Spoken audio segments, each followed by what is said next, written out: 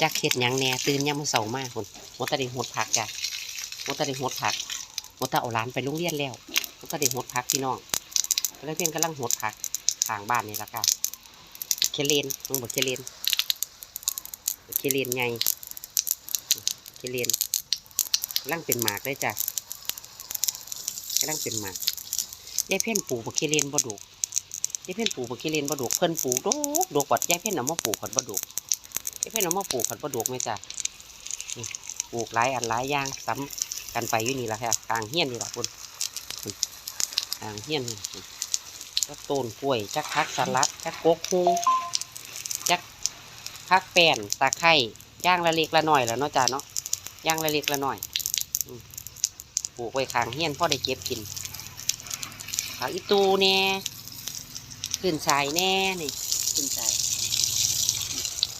ปลูกไว้ทะยุทะกินปลูกไว้ทะยุทะกินจ้า